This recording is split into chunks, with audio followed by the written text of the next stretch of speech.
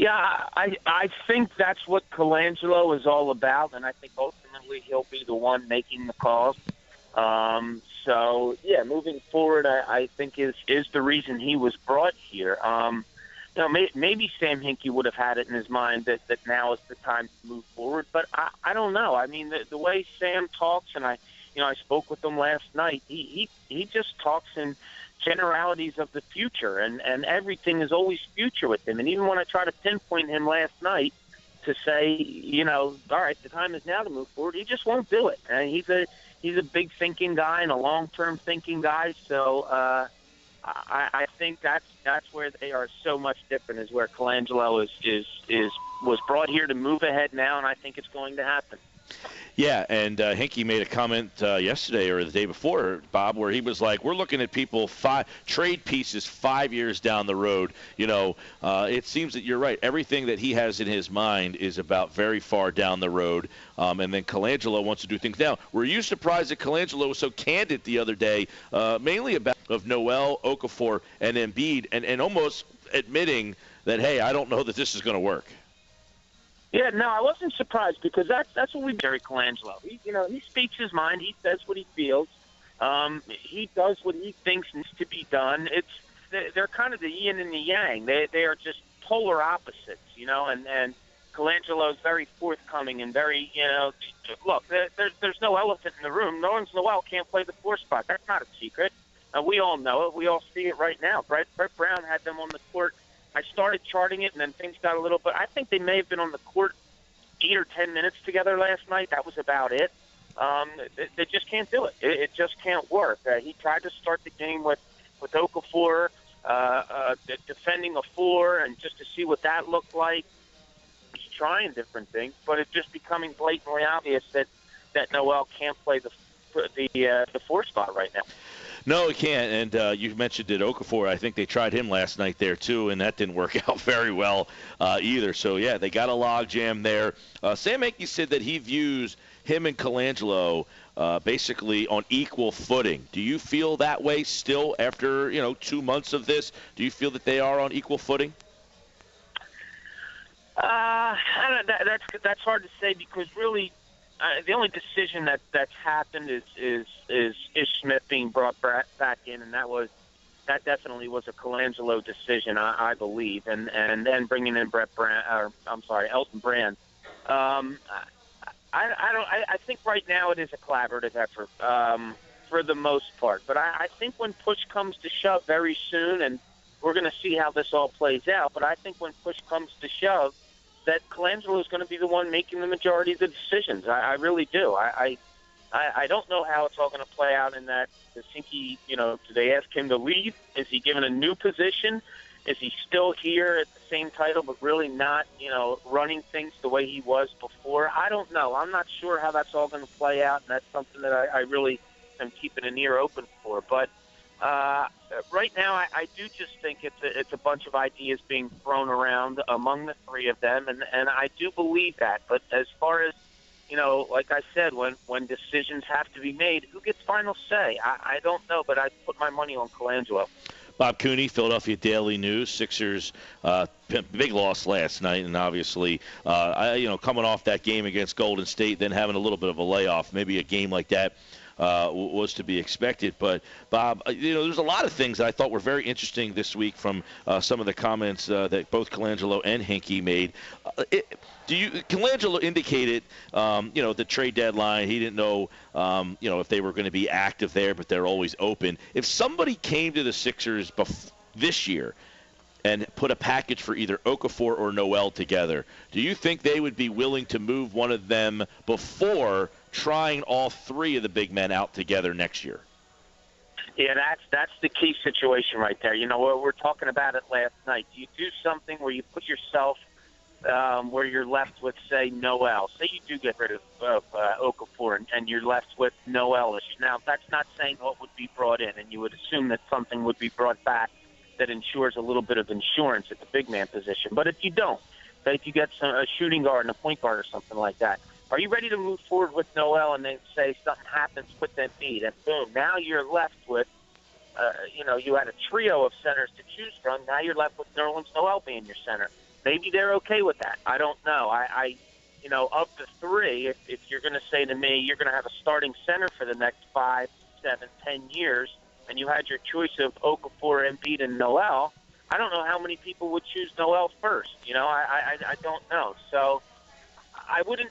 If it's the right deal, if it's a deal that Colangelo really, really feels could move this organization forward, yeah, I do think that they would do something. And, don't forget that if all three of them are healthy at some point, everyone in the league is going to know that they're looking to unload, and maybe they won't get top price. Maybe the time is now to look to unload either Noel or Okafor. It's going to be interesting to see what happens. Bob, you watched virtually every game of Noel's career. You've seen virtually every game of Okafor's career. If you had to choose one over the other, which guy do you think makes more sense to keep? That's funny. That's the discussion we have almost after every game if we're sitting down and having a beer, a bunch of us. It's just, Noel, and it's also wide-ranging. You can talk to scouts throughout the league, and some of them will say, and they have said to me, I don't see it in Noel. And I talked to somebody last night who said, I don't see it in Okafor besides being an offensive presence.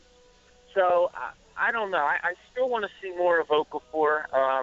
Noel can do some very athletic things. He can. There's no question about it. But to me, it's just there's limitations on him. So many limitations offensively. I just don't know what he can give you moving forward. I think he's a career 10 to 12-point scorer at most. And is that good enough for you from your starting center? Obviously, we know what he can do defensively. And Okafor is just he's tremendous offensively, but so far defensively, he's just not there. And so it's just something that I hate to keep saying this, but I really do think that you just got to wait it out. I can't say that 40-some games watching a Jahlil Okafor and one season and a half of watching Nerlens Noel, to me, that's just not enough to make a decision. But it's probably something that the Sixers are going to have to do pretty soon. Yeah, well, and if you look at it, it's like Noel offers, I don't know how high you value his defense as an elite defensive player. I mean, something that's an NBA premium that he does. And Okafor also could provide that, but is his premium less I know what you're saying. Is Okafor, what he does, less something that NBA teams are valuing now more so than what Noel offers? Yeah, that's a great question, Mike, and I've thought about it before myself. Is what they do well, is one thing that one person does well so much higher than the other person or so much more meaningful than the other person? I don't know. It's funny when we're sitting around talking exactly about this last night with some people, and I say, when this thing started, the Sixers fans were told that they were going to get a center that could average between 20 and or 18 and 22 a game and 10 and 12 rebounds for, say, the next 5, 7, 10 years, or have a center that's going to average 12 and 8 and be an elite defensive player. Who do you take? And that's really what it is. Like, who do you take? And the style of game anymore leads you to a Nerlens Noel. In defensively, because he has to cover stretch fours, and that's what this league has become. Jahlil Okafor, obviously can't cover stretch fours, but offensively, do you like a guy that when you need baskets you can dump down to and get points? The Sixers have gotten hurt so many times this year when other teams just go on these tremendous runs and they can't stop it. And I've asked the question a million times, and I'm still not satisfied with the answers I get. Well, when that happens, why not just dump the ball down to Okafor and let him go? I mean, we all know that's what he is. Amen. He can score. That's how you stop runs. I know you have to try to stop him defensively, but a 12-0 run becomes a 12-2 run when you score, and then it becomes a 12-4 run. And you just need to score, and they can't do that, and you have that proven commodity in Jahlil Okafor. One guy who can actually score is Okafor, but this offense doesn't seem like they want to go that route in trying to score. Right. Bob Cooney, Philadelphia Daily News. As you write over at Philly.com here, the big question is, what's the rush? Why not let this play out a little longer? Do you get the indications that they're trying to rush now, that they don't want to let this play out a little longer, that basically in 2016 that they want to try to be a 35-42 win type of team? Yeah, I think everything is going to happen. Now my question was kind of based to the fans, because I get so many emails and so many questions on Twitter about, like, who should they trade, or they should trade this, or suggestions who they should trade. It's the dominating part of every conversation now that I have with the fans. And my point just was, hold on a second. And most of these fans are the ones that are on board with this process and have been from day one. Wait a second. Why are you rushing? You've gone through all this. You've got to see it through. You've got to see what you have.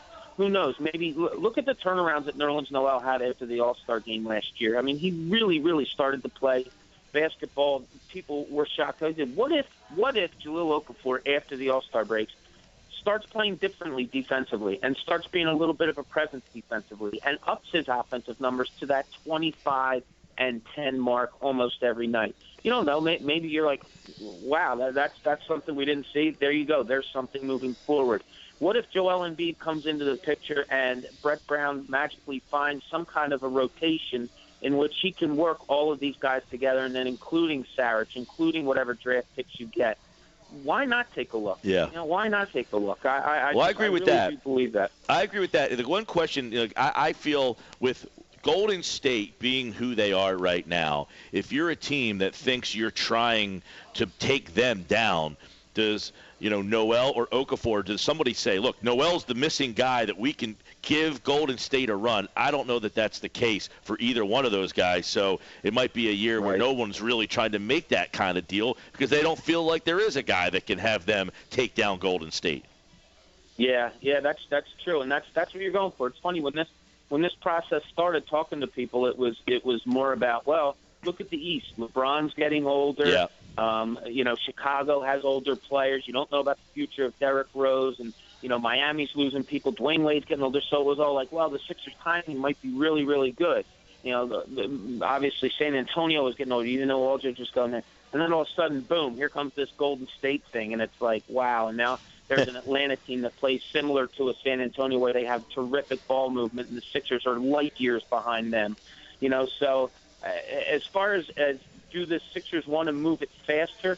I think Colangelo was honest when we talked to him a couple of weeks ago before he was here this time, when he said, 2016 is the year. I think the draft of June, draft night is when you really will see the future of this team and see where it's going.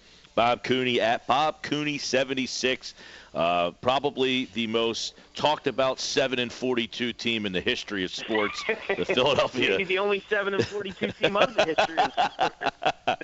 That's true, Bob. It's always a pleasure, man, and we'll talk to you down the road. Mike, thanks, buddy. Take care. He's Bob Cooney from the Daily News.